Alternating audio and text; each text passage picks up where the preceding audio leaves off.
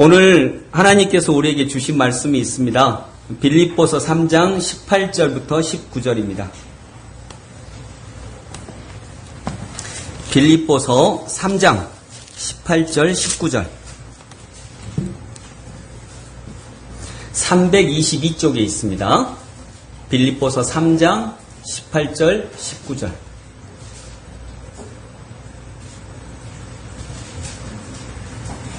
322쪽 같이 읽습니다. 내가 여러 번 너희에게 말하였거니와 이제도 눈물을 흘리며 말하노니 여러 사람들이 그리스도의 십자가의 원수로 행하느니라. 그들의 마침은 멸망이요 그들의 신은 배요 그 영광은 그들의 부끄러움에 있고 땅의 일을 생각하는 자라. 아멘. 오늘 우리에게 말씀을 전해주실 목사님은 우리가 소속되어 있는 국제장로회 교단의 원로 목사님이신 박두쿤 목사님이십니다.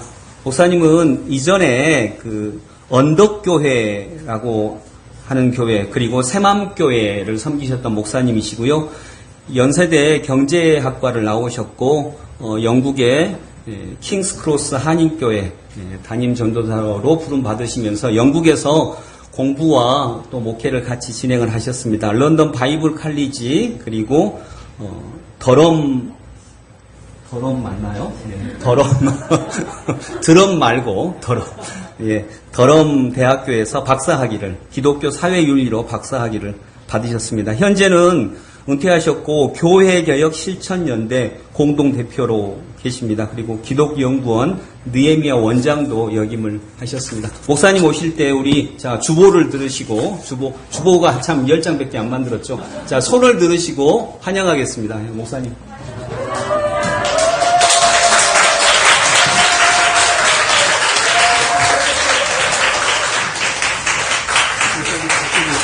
이거 제가 합니다. 이렇게 열렬히 환영해 주셔서 너무 감사합니다. 제가 아침 6시 50분에 집에서 나왔는데 지금 도착했습니다. 제가 원주 시내에서도 좀 떨어져 있는 시골을 마을에서 문막이라는 곳에 살고 있기 때문에 좀 시간이 걸리네요. 기차가 연착할지도 모른다는 염려가 있어서 한 1시간 당겨서 한 5시 50분쯤 나오면 되는데 목사님이 그냥 오셔도 된다고 배려해 주셔서 오늘 제가 KTX가 안 도와주네요. 정시 10시 57분에 딱 도착했으면 늦지 않고 오는 건데 거의 한 10분 정도 연착이 됐습니다. 그렇지만 이렇게 따뜻하게 맞이해 주셔서 너무 감사합니다. 저는 사실 우리 IPC 국제장로교회 그 정신에 의하면 목회자도 목회를 이제 마무리하게 되면 장로라고 부릅니다. 그래서 원로 목사라는 말보다는 그냥 굳이 부르신다면 저를 장로로 대해주시면 더 고맙겠습니다. 정신이 장로로 안수를 받고 목사로 임직하는 거거든요. 그래서 목사가 이제 목회를 마무리하면 제가 5년 전에 은퇴를 했으니까요. 이제 장로로 돌아오는 겁니다. 그리고 제가 있는 그 무막에도 공동체 하나 있는데 그 좋은 교회 공동체가 있습니다. 거기서는 할아버지라고 부릅니다.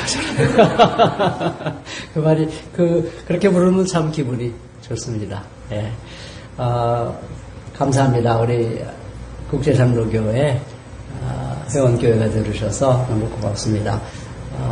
그렇게 큰 교단도 아닌데도 불구하고 여러분들이 이렇게 뜻을 합해 주신 데에는 큰 것을 여러분들이 꿈꾸기보다는 하나 옆에서 순수하고 또 바르고 아름답게 교회를 세우고 가고자 하는 그런 진실한 어린 마음 때문에 함께 한 줄로 믿습니다. 제가 이제 현직에서 퇴임했지만 기도하는 마음입니다. 우리 국제장로회가 이 땅에 뿌리를 내렸는데 정말 교단의 몸집 불리기 이런 데 관심 갖지 않고 어떻게 하면 진정으로 하나님의 아름다운 통치가 하나님 나라의 그 복음이 우리 한국 땅의 구석구석에 어떻게 하면 잘 펼쳐질 수 있을까 여기에만 오로지 관심을 가지고 매진하는 그런 교단으로 성장해 갔으면 참 좋겠습니다. 그러면서 제가 느끼는 것은 이제 IPC는 좀 특별한 교단이지 않습니까? 한국에 잘 알려지지도 않았고, 그건 뭘 의미하냐면 지금 한국에 여러 교단이 있지만 참 이렇게 뜨거운 마음으로 신뢰가 잘 안 간다는 여러분들의 의식이 전 있다고 생각을 합니다. 저도 사실은 교회 개혁 운동을 아까 저를 교회개혁 실천한테 공동대표라는데 그것도 이제 퇴임을 했고요. 제가 고문으로 있습니다. 고문. 할아버지로 있는 거죠. 예. 그 운동을 사실 제가 2002년도에 몸담게 됐는데 벌써 20년 지났습니다. 지내오면서 또 제가 새마음교회 언덕교회 목회하면서 끊임없이 제가 씨름한 내용을 가지고 오늘 말씀을 드리려고 합니다. 그건 뭐냐면 우리는 바른 길을 가는데 다른 한국교회는 바른 길을 가지 않는다고 하는 잘못된 길, 타락의 길, 부패의 길을 간다고 하는데 과연 그 교회들을 내가 어떤 마음으로 바라볼 거냐, 어떤 자세로 바라봐야 그게 올바른 자세냐 하는 것이 저에게 20년 동안 저의 마음을 따라다녔습니다. 그러면서 제가 내린 결론이 오늘 사실 이 본문의 말씀입니다. 사실 우리가 어떻게 건강하고 아름다운 교회를 세워갈 수 있을까 하는 것은 사실은 우리가 생각할 때 건강하지 않다고 생각하는 교회들을 내가 어떻게 생각하느냐와 뗄래야 뗄 수 없는 관계성 속에 있습니다. 그 병들어 있다고 생각하는 교회, 바른 길을 가지 않고 있다고 생각하는 교회에 대해서 우리가 잘못된 마음을 갖고 있으면 우리도 잘못된 길을 갈 가능성이 매우 높습니다.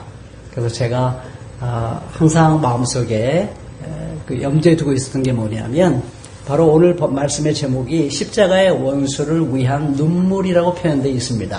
이게 사실은 제가 20여 년 동안 교회 개혁 운동을 하고 또 스스로 제가 목회를 하면서 결코 잊지 말자. 이게 사라지면 나는 죽는 거다 하는 그런 마음을 가지고 절박하게 매달린 주제입니다. 그래서 오늘 제가 마음에 가지고 있는 것을 여러분들과 함께 나누고 싶습니다. 근데 사실 이 눈물이라는 표현은 빌립보서 전체적으로 보면 좀 생뚱맞다고 그러나요? 조금은 얼핏 생각하면 분위기가 잘 안 맞는 것 같은 느낌이 좀 듭니다. 왜냐하면 빌립보서를 공부하신 분들은 잘 아시겠지만은 주 안에서 기뻐하라 하는 말 굉장히 많이 나오잖아요. 그러니까 기뻐하라, 기뻐하라, 기뻐하라, 항상 기뻐하라. 그 기쁨, 그리스도인은 무엇보다도 기쁨을 잃어서는 안 된다 하는 그런 걸 강조하는 서신이 빌립보서입니다. 근데 갑자기 눈물? 이게 좀 앞뒤가 안 맞는 것 같은 그런 생각이 들지만, 그러나 사실 기쁨과 눈물의 관계를 잘 이해해야 그 기쁨이 그냥 피상적인 얄팍한 그런 기쁨이 아니라 정말 깊이가 있는 그런 기쁨이구나 하는 것을 알 수가 있습니다. 그리고 또 이 눈물을 보면은 이 눈물이 역시 십자가의 원수를 위한 눈물이라고 되어 있잖아요. 그럼 십자가의 원수라는 말은 강렬한 비판이 담겨 있는 겁니다. 그렇죠? 십자가의 원수라는 강렬한 비판의식이 예리하고 강렬하고 깊이 있는 비판의식이 담겨 있어요. 그래서 이 바울이 얘기하는 눈물은 그렇게 감상적인 눈물이 아니라 굉장히 깊이 있는 분석과 성찰을 바탕으로 한 그런 머리는 없고 가슴만 있는 그런 눈물이 아니라 존재 전체에서로 나오는 깊이 생각하면서 생각하는 그런 사람의 깊은 눈물이라는 것을 여기서 알 수가 있습니다. 그래서 저는 그리스도의 삶에 있어서 이게 정말 굉장히 중요하다고 생각해요. 너무 얄팍한 기쁨에 휘말려가는 것도 아니고 감상적인 눈물에 빠지는 것도 아니고 깊이 생각하면서 정말 가슴에 저 깊은 밑바닥에서부터 솟구쳐 오르는 눈물이 있어야 자기를 지킬 수 있고 또 한국교회를 새롭게 할 수 있는 존재로 우리가 든든히 세워져 갈 수 있겠구나 하는 그런 생각을 해보게 됩니다. 그러면 먼저는 처음에는 바울이 왜 십자가의 원수라고 하는 누구를 향해서 그런 강렬한 비판을 하고 있는가 하는 것을 먼저 살펴보도록 하겠습니다. 바울의 십자가의 원수에 대해서 강렬한 문제의식을 가진 것은 어찌 보면 굉장히 자연스럽습니다. 제가 바울의 말씀 중에서 아주 좋아하는 말씀이 하나 있는데요. 그거는 갈라디아서 6장 14절입니다. 이것 또한 제가 요즘 제일 좋아하는 말씀이 한 몇 개가 되는데요. 그 중에 하나입니다. 그런데 내게는 우리 주 예수 그리스도의 이제 세 번을 읽어드립니다. 예수 그리스도의 십자가 밖에는 자랑할 것이 아무것도 없습니다. 그리스도로 말미암아 내 쪽에서 보면 세상이 죽었고 세상 쪽에서 보면 내가 죽었습니다. 그랬어요. 바울이 예수님을 다메섹 가까이 걸어가기 전에 가까이 가면서 예수 그리스도의 그 강렬한 사랑의 빛을 경험하기 전까지는 자기 자신이 굉장히 경건한 사람이라고 생각을 했습니다. 왜냐하면 율법으로는 흠이 없다고 할 정도로 열심히 신앙생활을 했으니까요. 그러나 예수님의 십자가의 그 깊고 깊은 사랑을 깨달아 가기 시작하면서 나는 세상에 깊이 빠져있는 사람이었구나 하는 것을 절감을 합니다. 근데 자기가 몰랐을 뿐이죠. 모양새로는 굉장히 신앙적이고 하늘에 속한 사람인 것 같은데 실제로는 세상에 깊이 물들는 사람이라는 것을 깨닫거든요. 근데 예수님을 만나서 그걸 발견하고 세상으로부터 정말 세상이 뭐랄까요? 하나님 만드신 이 세상이라는 의미라기보다는 하나님 만드신 세상은 선하고 아름다운 것이죠. 그런 세상이라기보다는 자기 욕망에 똘똘 뭉쳐있는 그런 어떤 현실, 그걸 여기서 세상이라고 표현을 합니다. 거기서부터 자기가 온전히 해방되어지는, 거기서 온전히 저는 이 말이 너무 멋있어요. 세상에, 내 쪽에서 보면 세상이 죽었고, 세상 쪽에서 보면 내가 죽었고, 그러니까 정말 세상으로부터 완벽하게 해방된, 저의 로망이기도 합니다. 얼마나 아름다운 모습이에요, 그렇죠? 그걸 예수 그리스도를 통해서 경험하니까, 그리스도의 십자가보다 더 자랑스러운 게 없는 거였죠. 그러니까 너무 십자가만 생각하면 가슴이 뛰고 십자가가 너무 좋고 너무 자랑스럽고 학력이고 저는 이렇게 어디 가서 어느 대학을 이런 게 좀 민망하거든요. 그런 거 자랑거리가 하나도 아니고 자랑할 거라고는 예수님의 십자가밖에 없다. 난 이것만 있으면 내 인생은 정말 행복하다 하는 이런 고백을 하며 사는 사람이었거든요. 근데 그 십자가를 대적해?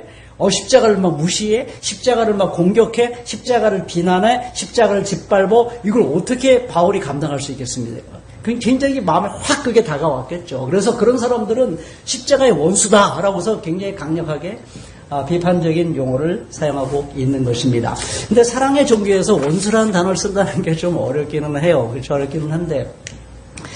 근데 그게 굉장히 무슨 배타적인 그런 의미에서의 원수라는 뜻은 아닙니다. 우리가 원수하면은 굉장히 배타적이고 폭력적이고 분노가 그 하늘을 찌르고 감정이 감당할 수가 없고 그러잖아요. 예. 1번 하면은 느낌이 있습니까? 아직도 있나요? 우리 젊은이들도 있나요? 청소년도? 청소년들 없기를 바라요. 근데 나이 좀 저 같은 세대는 1번 하면은 왠지 이런 게 있어요. 그러니까 십자가에 원수할 때 그런 느낌을 연상하면 안 됩니다. 왜 그런 느낌을 연상하면 안 되냐면, 제가 좀 오래된 설교긴 합니다만은, 미국의 팀 켈러라는 분이 제가 20년 전에 너무 감동적으로 들은 설교라서 그 이후로 제가 사랑장을 굉장히 사랑하게 됐는데, 고린도서 13장을 가지고 사랑과 실천적 은혜라는 제목으로 쭉 설교한 걸 제가 들은 기억이 납니다. 거기서 그리스도인이 굉장히 배타적인 것 같고 십자가의 원수, 그러니까 굉장히 배타적이고 어떤 다른 사람에 대해서 폭력적인 것 같고 그렇게 느껴지지만 사실은 그렇지 않다. 왜 그렇지 않냐? 이렇게 표현을 합니다. 나는 특별하다. 왜냐하면 그와 뿌리 깊은 다른 사람이었을 때 그가 내 현실과 내 연약함으로 들어와서 나와 관계를 맺었기 때문이다. 그는 내가 그를 믿기까지 기다려 주었고 내가 마침내 크리스찬이 될 때까지 기다려 주었다. 내가 그를 믿지조차 않을 때 그는 나를 위하여 과격하게 자기 삶을 변형시켰고 나에게로 오셨다. 저는 과격하게 자기를 변화시켰다는 말이 참 너무 좋아요. 우리는 원수 하면은 원수를 때려잡으려고 그러잖아요. 나는 변화를 안 시키고요. 원수를 내 눈앞에서 망하게 하고 싶어요. 그렇죠? 원수가 변하고 나는 안 변하잖아요. 그게 보통 원수라는 단어를 생각할 때 우리가 갖고 있는 마음의 태도입니다. 그런데 예수님은 십자가의 원수를 앞에 놓고 자기를 막 조롱하고 멸시하고 무시하고 막 공격했잖아요. 그렇죠? 마지막 순간까지 야 네가 뭐 엘리 라마 사박다니 그러니까 엘리를 부르는가 보구나 하면서 막 조롱하고 내려와봐.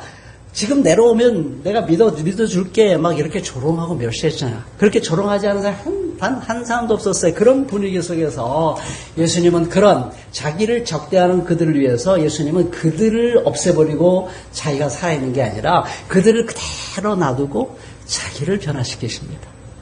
자기를 과격하게 변화시키세요. 십자가에서 피를 철철철 흘리시면서 죽으시잖아요. 마지막 숨을 거두시잖아요. 인간에게 있어서 가장 과격한 변화가 있다면 살아있는 사람이 죽는 거 아닐까요?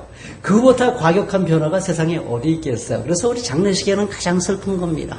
아무리 예수님을 믿었던 사람이라도 장례식에 가면 눈물이 그냥 흘러나와요. 특히 사랑하는 사람이 방금까지 살아있다가 마지막 숨을 내쉬고 세상을 떠나버리면 그 과격한 변화 앞에서 우리는 견딜 수 없는 슬픔과 아픔과 외로움과 그리움을 느끼고 고마움도 느끼고 그러면서 뭐 여러 가지 심정이 얽히고 섞이면서 우리는 많은 눈물을 쏟아내게 되는 것이죠.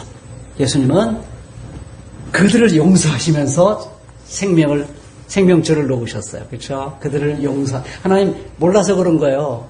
몰라서 그런 거잖아요. 알면 그렇겠어요. 몰라서 그런 거니까 나를 저렇게 조롱한다고 혼내지 마시고요. 혼내지 마시고요, 아버지. 몰라서 그런 거예요, 아버지. 그러니까 용서해 주세요.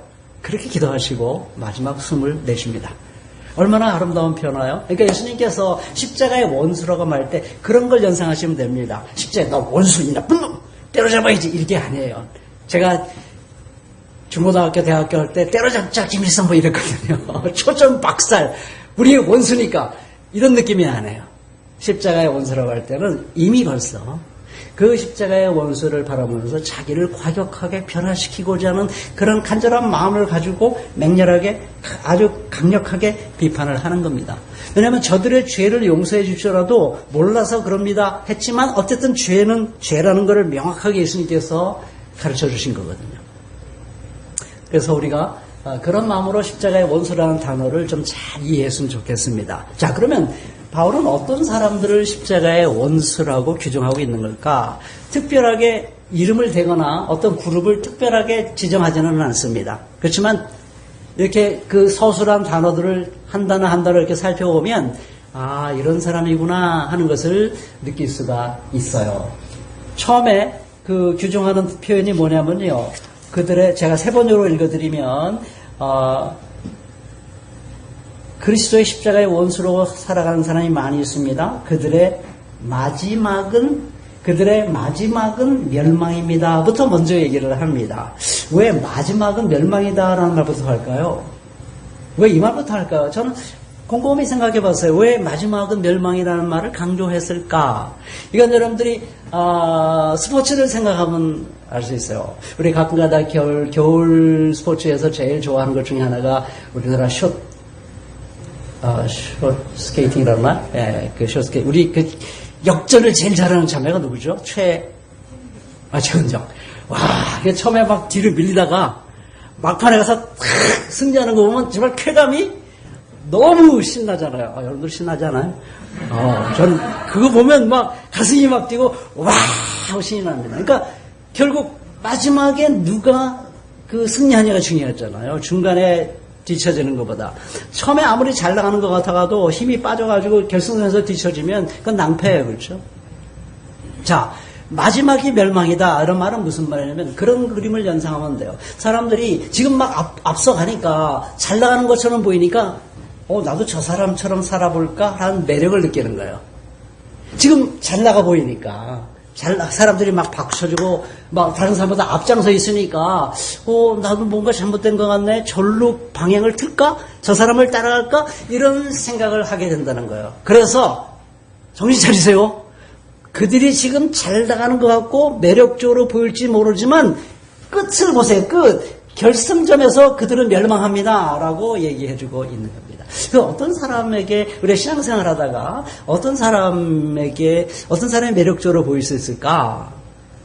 성경을 전체적으로 보면 제가 이제 그게 나이가 들면서 사람들이 신앙생활 하다가 이렇게 마음이 끌리는 부위에 그리스도인이 있어요. 사람들이 그리로 넓은 길이로 사람들이 그리로 다 따라가요. 예수를 믿는 사람이라고는 그 외적인 표지는 있어요.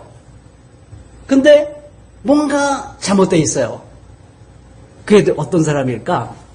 자, 최근에 이 본문을 다시 생각하면서 십자가의 어느 주석서에서 십자가에는 두 가지 의미가 있다는 말이 눈에 확 들어왔어요. 십자가에 두 가지 의미가 있는데 하나는 첫째 의미는 우리를 구원한 십자가예요. 그렇죠? 우리의 모든 죄를 온몸으로 감당해 주셔서 단번에 한 번에 우리의 죄를 깔끔하게 용서해 주신 거잖아요. 그래서 우리는 다시는 제사를 드릴 필요 없잖아요. 다 용서를 받았고요. 그 다음에 깨달아가면서 죄를 깨닫는 건 뭐냐면요. 죄책을 가지려고 죄를 깨닫는 게 아니고 이것까지도 그 옛날에 다 용서하신 거구나 하면서 자기 죄를 깨달으면 그냥 감격만 새로워지면 돼요. 사람이 죄에서 벗어나는 길은 죄책을 자기 가슴을 콕콕 찌른다고 죄에서 해방되는 게 아니에요. 죄에서 해방되는 건 언제 해방되냐면 내가 이렇게 용서를 받았구나. 이걸 강렬하게 깨달으면 깨달을수록 죄에서 벗어나는 게 쉬운 겁니다. 그래서 율법은 우리를 죄에서 벗어나게 못해. 근데 은혜는 우리에게 힘을 주시고 죄에서 벗어날 수 있도록 우리를 끊임없이 격려해 주십니다. 그게 십자가예요. 그렇죠? 우리는 십자가를 생각해서 저도 이거 최근에 깨달은 건데요. 그렇구나. 내 죄를 깨달을 때마다 그때 단번에 이것까지도 용서하신 거구나 라고 생각하면 그게 복음이에요. 정말. 그렇죠? 그래서 그리스도인들은 절대로 죄를 깨닫기는 하지만 죄책에 시달리면서 자기를 콕콕 찌를 필요는 전혀 없습니다. 그렇다고 죄를 무시하란 말은 아니에요. 이런 죄를 용서해 주셨구나 하는 걸 깊이 깨닫는 게 중요한 것이죠. 그러면 우리가 죄에서 벗어나는 길을 자꾸 걸어가게 되는 거예요. 자, 그게 십자가의 첫 번째 의미입니다. 두 번째 의미는 뭐냐? 두 번째 의미는 예수님께서 잘 말씀하셨어요. 누구든지 나를 따라오려거든 어떻게 했죠? 예수님이 제 아들에게 자주 하신 말씀이 뭐예요? 누구든지 나를 따라오려거든 자기를 부인하고 자기 십자가를 지고 나를 따라오너라 그랬어요. 십자가라는 단어가 나오잖아요. 십자가의 또 하나의 의미는 내가 지어야만 되는 십자가예요. 근데 십자가는 뭐죠? 급격한 삶의 변화예요.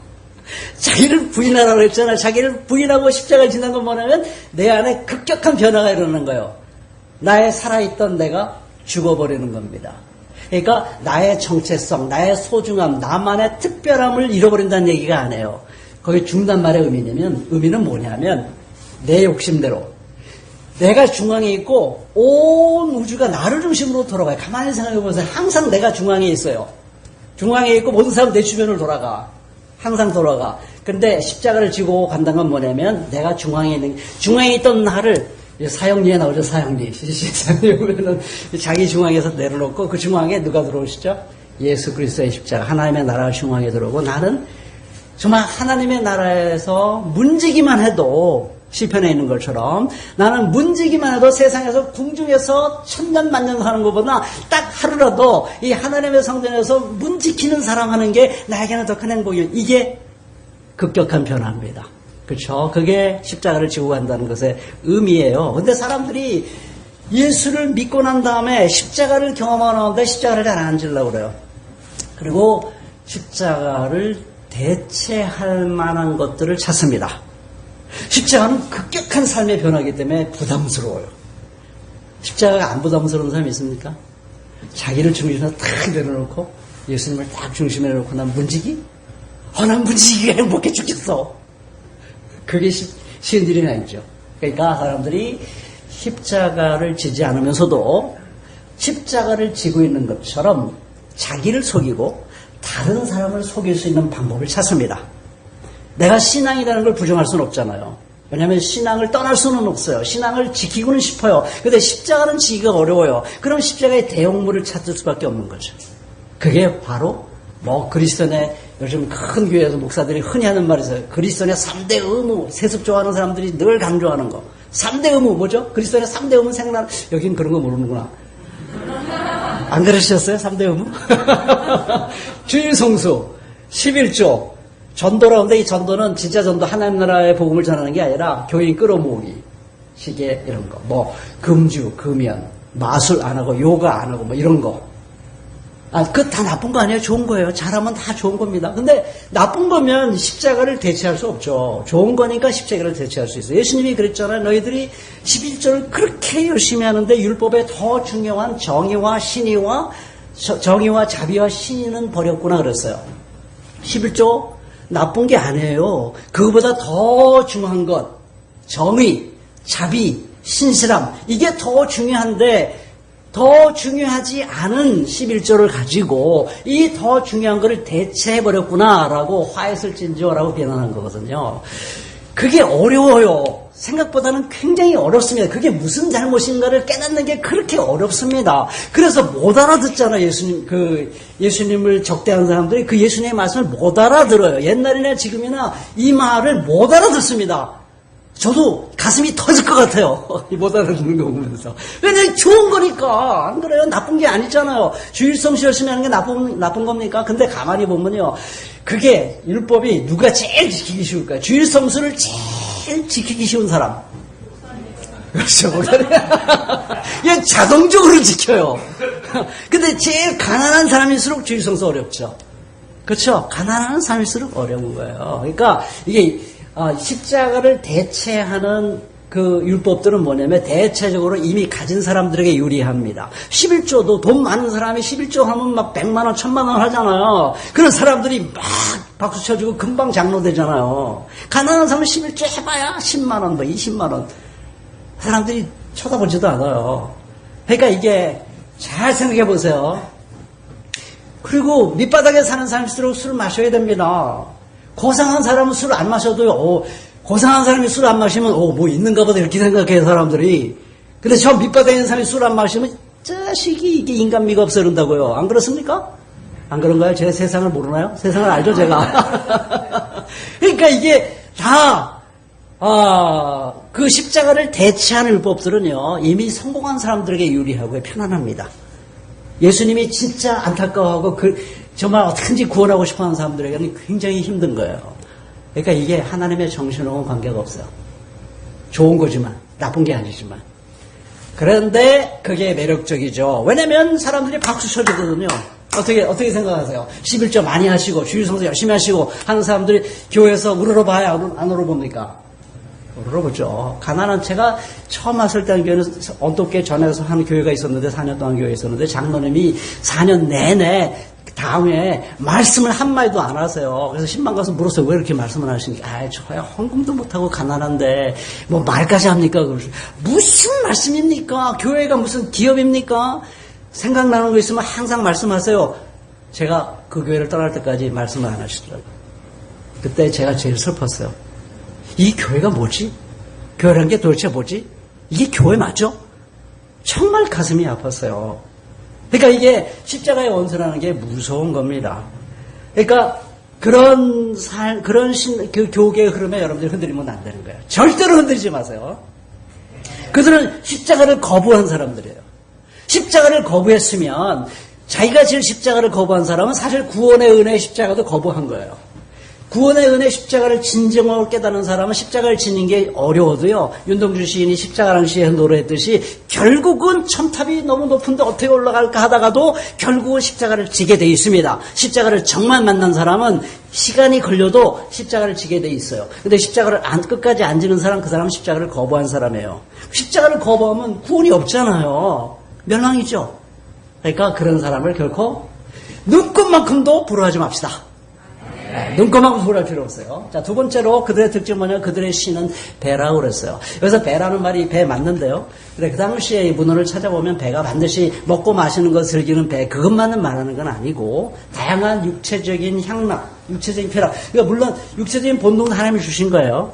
그 때문에 나쁜 거 아닙니다. 예수님이 먹는 거 굉장히 좋아하셨잖아요. 얼마나 먹는 게 좋아하셨으면 별명이 뭐였죠? 세 번역으로 보면 먹보요? 네, 먹기를 탐하는 자. 근데 세 번역이 이럴 때 아주 어감이 좋아요. 먹보? 술꾼 이렇게 돼 있어요. 아주 그 어감을 잘 살렸습니다. 목보와 세 번역이 항상 좋지는 않지만 요 몇 군데 보면은 이런 번역은 참 좋아요. 목보와 술꾼 먹는 거 좋아요. 그리고 또 이 가나온 잔치 어때? 가나온 잔치. 뭐 그냥 그날 예수님이 확실하게 저는 즐겨 쓰는 말이었어요. 그날은 내가 쏜다. 내가 쏜다. 그래서 쏘셨잖아요. 그렇죠? 다 사람들이 술 취해가지고 나쁜 술이 나와야 될 때 어떻게 했어요? 예수님이 좋은 술을 내놨잖아요. 취한 상태에서 좋은 술을 내놓으신 거 좀 이상하지 않습니까? 안 이상한가 봐요. 이날은 하나님이 창조 질서에 따라서 남녀가 만나서 아름다운 결혼을 하니까 이건 마음껏 축복할 일이고 마음껏 기뻐할 일이니까 오늘은 좀 취해도 괜찮아 라고 말씀하신 거예요. 그러니까 배로 먹고 마시고 이게 자체가 나쁘단 말이 아니에요. 그걸 신으로 섬긴 게 문제예요. 그들의 신은 배다 그랬어요. 그게 탐심이래. 뭔가를 내 욕심을 채우기 위해서 율법을 부서뜨리는 것도 불사해요. 그게 탐심이에요. 그럼 탐심은 결국 우상숭배죠. 왜냐하면 하나님 외에 자기의 욕망 충족을 더 중요시기니까 결국 탐심은 자기 숭배예요. 탐심은 자기를 숭배하는 겁니다. 하나님을 숭배하는 게 아니라. 그래서 이 신을 배로 삼는다는 말은 그런 말이에요. 하나님이 우리에게 주신 자연스러운 본능 자체가 죄라는 게 아니라 그 본능을 충족시키는 것이 나에게 우상이 돼요. 그걸 충족시킬 수만 있다면 하나님 법은 얼마든지 어길 수 있어요. 뒤틀고 비꼬고 무시하고 쪼개고 어떤 걸 없애고 뭐 전혀 양심의 가책을 느끼지 않는 그렇다면 그거는 배를 신으로 삼는 거예요. 율법주의자들이 되게 아까 얘기한 그리스도의 십자가는 고토로 받아들인 것 같지만 자기 십자가는 주지 않고 율법을 강조하는 사람들이 되게 자기 신을 배로 여기는 사람들입니다. 그런 사람들은 굉장히 부끄러운 삶을 살 수밖에 없어요. 그렇잖아요? 세상에서 칭찬받죠. 근데 부끄러운 일이잖아요. 라오디게 교인들이 그 라오디게가 굉장히 경제적으로 형편이 좋아서 안약도 팔고 뭐 금도 있고 뭐 아주 굉장히 경제적으로 부유했어요. 그리고 신앙도 이제 율법주의 신앙 적당히 바꿨어요. 그러니까 자기들의 신앙이 굉장히 훌륭하다고 자랑스럽게 생각한 거예요. 근데 하나님께서 볼 때 너희들이 헐벗었다, 가난하다, 보지 못한다, 아주 비참한 부끄러운 상태였는데 자기들이 대단히 우리는 부족한 게 하나도 없습니다 라고 자기를 영광스럽게 생각했죠. 예수님 당시에 바리새의 율법학자 장로들이 다 그랬어요. 자기들이 굉장히 부끄러운 사람들이잖아요. 예수님이 얼마나 화가 나셨으면 성전에 들어가셔서 다 그냥 막 뒤집어 엎으셨겠어요. 그들이 강도의 속을 빙자해서 사람들의 주머니를 터는 사람들이었어요. 얼마나 부끄럽고 창피한 일입니다. 주도 세력들은 시장터에 가면 사람들이 자기들 당연히 자기들에게 인사해야 되고, 랍비라고 자기를 불러야 되고, 회당에서는 제일 높은 자리에 앉아야 되고, 어디를 가든지 제일 상석에, 잔치상에도 상석에 앉아 마땅한 존재로 자기들을 영광스럽게 생각했단 말이죠. 세습반대 운동 하다 보면 그런 걸 많이 느낍니다. 최근에도 우리 교회 개혁실천연대가 모 교회 세습을 또다시 확고히 하려고 뭔가 투표하는 상황이 있었습니다. 그래서 그러지 마세요. 제발 그러지 마세요. 마지막이니까 지금이라도 돌이키세요라고 한 그 기자회견을 했습니다. 교회 앞에서. 그랬더니 그 교회 누구라고 제가 말씀드리지 않겠습니다만은 신문기사에 나왔어요. 그 원로 목사님이 아버지 목사가 딱 나오고 지금 세습 반대하는 사람들이 뭐 굉장히 많고 뭐 깽가를 치고 막 그럴 줄 알았더니 너무 적어서 섭섭하네요. 비꼰 거죠. 비아냥 거예요. 선거들이 막 웃었죠. 저 조그만 무리들은 아무것도 아니고 우리는 이렇게 크게 뭐 몇천 명이 모여서 투표를 하고 어마무시한 교회를 세워놓고 우리는 얼마나 자랑스럽고 쟤네들은 얼마나 초라합니까? 라고 자기들이 부끄러운 줄 모르고 그걸 영광스럽게 생각했다는 것이죠. 얼마나 창피한 일이에요. 그래서 결론적으로 그들은 어떤 사람입니다. 땅의 일을 생각하는 사람들이다. 여기 땅의 일 여러분들 조심하십시오. 세상에서 생업하는 게 땅의 일이고 교회에서 기도하고 선교하는 건 하늘의 일이고 그렇게 생각하시면 안 됩니다. 우리 RPC 정신은 그런 거 아닙니다. 절대로 그런 거 아니고요. 무슨 일인지 다 하나님의 일이에요. 교회 밖의 일이든지 교회 안의 일이든지. 그러나 하늘의 일은 뭐냐면 하나님 사랑, 이웃 사랑으로 하면 뭐든지 하늘의 일이에요. 뭐든지 자기 사랑, 우상숭배의 정신으로 하면 그게 무슨 일이든지 그건 땅의 일이에요. 교회 일을 아무리 열심히 해도 자기 탐욕을 충족시키기 위한 우상숭배에 빠져 있거나 그리고 이웃에 대한 배려를 하지 않는다거나 그러면 그것은 땅의 일을 하고 있는 거예요. 자, 우리가 이런 교회들에 대해서 어떻게 생각해야 되는가? 이게 이제 사실 오늘 이 말씀을 결론으로 맺고 오늘 마무리하려고 합니다. 여기 본문에 보면 이제도 우리 개혁성경에 이제도라고 돼 있고 세 번역에는 지금도 그랬어요. 뭐 말하였어요? 지금도 눈물을 흘리면서 말하자면 그리스도의 십자가의 원수로 살아가는 사람이 많이 있습니다. 그랬어요. 많이 있다고 그랬어요. 벌써 이때만 해도 교회가 시작된 지 얼마 안 되는 상황인데도 불구하고 그런 사람들이 많이 있었어요. 어찌 보면 오늘 이렇게 많은 것은 어찌 보면 그렇게 놀라울 만한 놀라운 일은 아니에요. 그렇지만 우리가 그런 사람들을 항상 여러 번 말했고 지금도 이런 거 보면 항상 생각하면서 그들을 위해서 난 지금도 눈물을 흘립니다. 이렇게 말하고 있어요. 제가 교회계 운동하면서 제일 많이 들은 말이 뭐냐면요. 목사님 계속 하실 거예요?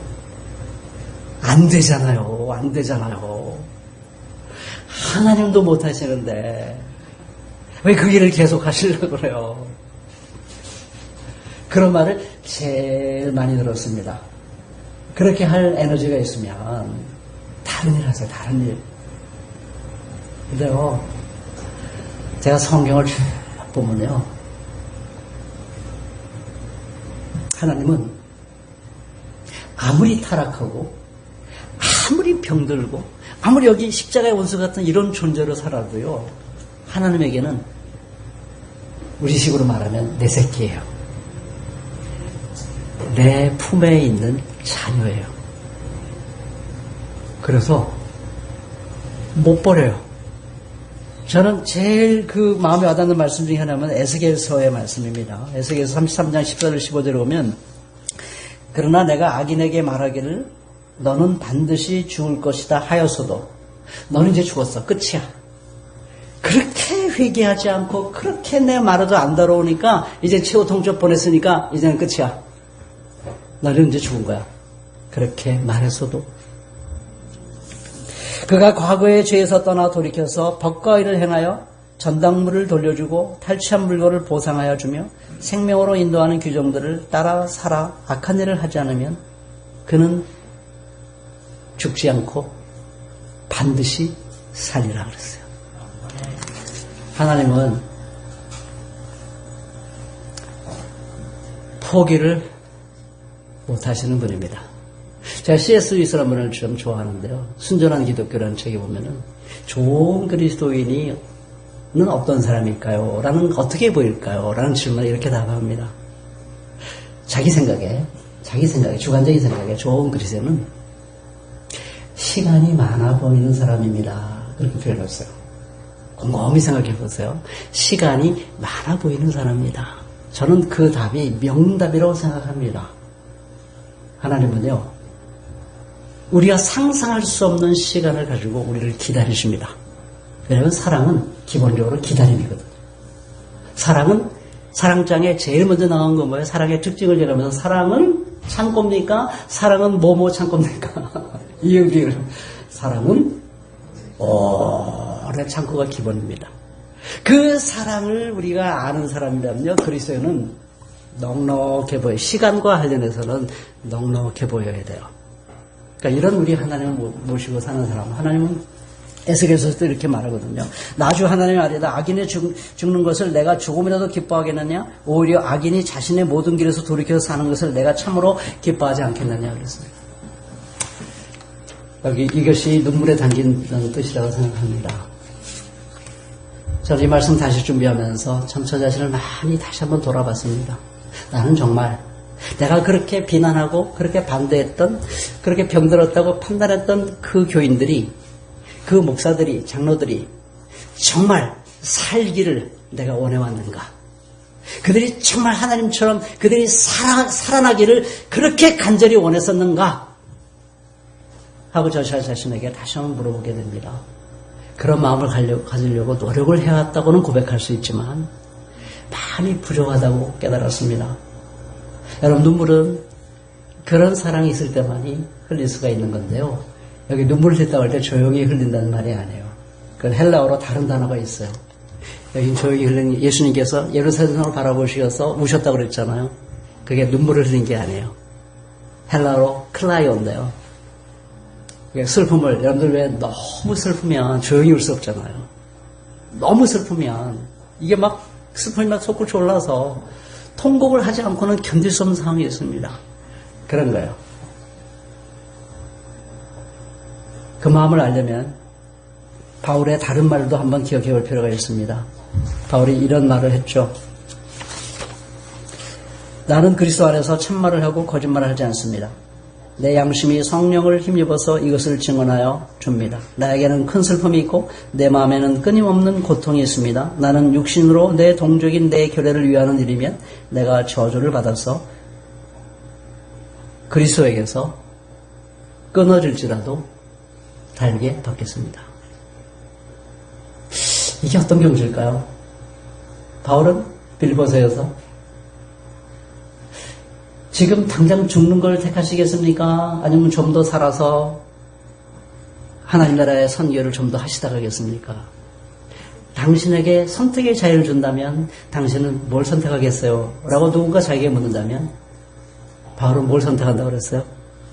살아남아서 열심히 선교하는 것보다는 이 경제를 제가 과연 이해하면서 말할 수 있을까요? 제가 알면서 설교할 수 있을까요? 그런 질문이 생깁니다. 지금 죽어서 지금 죽는 건 날 택하겠다고 그랬어요. 왜? 지금 죽으면 누구나 함께하기 때문에 내가 그렇게 그리워하고 내가 그렇게 사랑하고 나를 그렇게 좋아했던 예수 그리스도를 지금은 희미하게 보는데 거울을 보는 것 같이 내가 죽으면 그분과 가까이 만날 테니 그게 나에게는 더 좋습니다. 이런 사람이에요. 그런데 그런 사람인데 만일 그 동족들 하나님의 원수여 십자가의 원수로 있는 그 사람들이 살아날 수만 있다면 나는 저주를 받아서 그렇게 내가 사랑하고 내가 그렇게 보고 싶고 영원히 함께하고 싶은 그리스도에게서 내가 떨어져도 괜찮아요. 이걸 제가 어떻게 말로 설명할 수 있을지 모르겠어요. 전 아직 그 경지에 갔다고 고백할 수는 없습니다. 근데 너무 그리워요. 그 경지가 너무 그립고 너무 아름답고 기도하고 싶은 마음이에요. 이게 이 눈물에 담겨있는 놀라운 뜻인데 예수님이 정확히 그랬거든요. 하나님의 버림받음을 온몸으로 받아들였잖아요. 나의 하나님 어째요 나를 버리십니까? 힘들었어요. 그렇지만 저들이 살 수만 있다면 내가 버림받아서 저들이 살 수만 있다면 내가 버림받을게요. 받아들인 거 아닙니까? 그리고 실제로 버림받으셔서 예수 하나님이 아무 소리 안 하고 침묵하셨잖아요. 적어도 그 상황에서 버림받으신 겁니다. 살리시기 위해서. 그게 눈물이고 그게 통곡입니다. 여러분 그런 마음으로 살아갈 수 있기를 진심으로 축원합니다. 그런 눈물로 아직 건강한 길을 가지 못하는 우리 다른 교회들, 다른 목사들, 장로들, 성도들을 항상 그렇게 눈물 흘리는 마음으로 바라볼 수 있기를 바랍니다. 포기하지 마세요. 우리만 잘 나간다고 되는 게 아니에요. 그들이 죽으면 우리도 사실은 반쯤 같이 죽는 거예요. 그러니까 내 교회만 건강하게 키우려고 하지 마시고요. 그들을 향한 눈물을 항상 흘리면서 이 아름다운 교회를 잘 세워가시기를 진심으로 부탁드립니다. 기도하시겠습니다. 저희를 향하신 주님의 사랑을 말로는 담아낼 수가 없습니다. 우리를 용서하시고 우리를 살려주시기 위하여 주님은 하나님께서 버림받는 그 고통을 온몸으로 받아내셨습니다. 그래서 우리가 용서받고 그래서 오늘 우리가 숨쉬고 오늘 우리가 주님을 사랑하게 되었습니다. 그러오니 주님 저희들이 우리만 바른 교회를 세워가겠다는 마음에 빠지지 않게 하시고 병들어 있는 십자가의 원수의 길을 부끄럼 없이 멸망인 줄 모르고 걸어가는 그들을 향한 눈물이 저희들의 마음속에 마르지 않도록 축복해 주시기를 간절히 빌고 원합니다. 감사하며 예수님의 이름으로 기도합니다. 네, 감사합니다. 우리 설교 말씀 듣고 그 말씀을 따라 결단하는 마음으로 찬양 드립니다. 찬송가 436장.